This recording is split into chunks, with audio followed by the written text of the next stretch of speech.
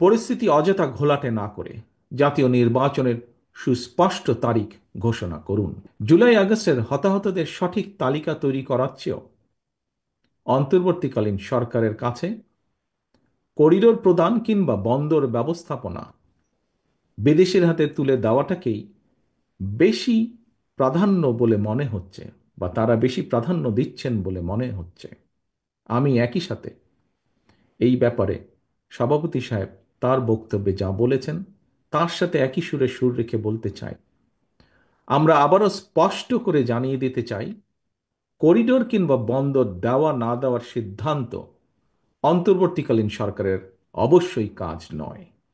এই সিদ্ধান্ত নেবে জনগণের ভোটে নির্বাচিত জাতীয় সংসদ বা জনগণের ভোটে নির্বাচিত সরকার। দেশ জুড়ে তোলপাড় ওয়ালটন ফ্রিজ কিনে আপনিও হয়ে যেতে পারেন মিলেনিয়ার। বর্তমান অন্তর্বর্তীকালীন সরকারের আইনগত এবং রাজনৈতিক বৈধতা নিয়ে হয়তো কোনো প্রশ্ন নেই, তবে এই সরকার কোনোভাবেই জনগণের কাছে জবাবদিহিমূলক সরকার নয়। সুতরাং অন্তর্বর্তীকালীন সরকারের কাছে জনগণের ভোটে জনগণের কাছে জবাবদিহিমূলক সরকার প্রতিষ্ঠাই প্রথম এবং প্রধান অগ্রাধিকার হতে হবে। নানা রকম আলোচনা সমালোচনা থাকলেও গণতান্ত্রিক বিশ্বে কিন্তু শেষ পর্যন্ত রাজনীতিবিদরাই রাষ্ট্র পরিচালনা করেন।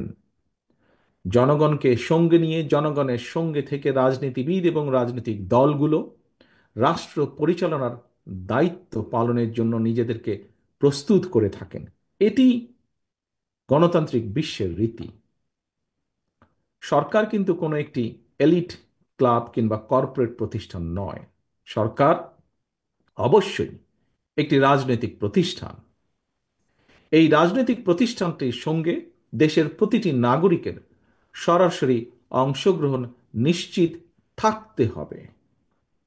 গণতান্ত্রিক রাজনৈতিক সংস্কৃতি এবং ব্যবস্থাকে উপেক্ষা করে যদি বিরাজনীতিকরণকে উৎসাহিত করা হয়, তাহলে হয়তোবা কোনো ব্যক্তি বিশেষ লাভবান হলেও হতে পারেন, কিন্তু শেষ পর্যন্ত রাষ্ট্র, গণতন্ত্র এবং গণতান্ত্রিকামী জনগণই ক্ষতিগ্রস্ত হয়।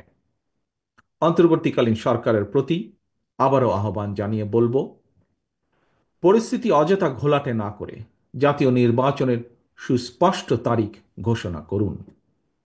জনগণের ভোটে জনগণের কাছে দায়বদ্ধ সরকার প্রতিষ্ঠা করা না গেলে পতিত পলাতক স্বৈরাচারকে মোকাবেলা করা সহজ হবে না। লোভ লাভের প্রলোভন থেকে মুক্ত থেকে অন্তর্বর্তীকালীন সরকার অচিরেই জাতীয় নির্বাচনের তারিখ ঘোষণা করে জনগণের, বাংলাদেশে জনগণের অধিকার প্রতিষ্ঠার দায়িত্ব পালন করবে।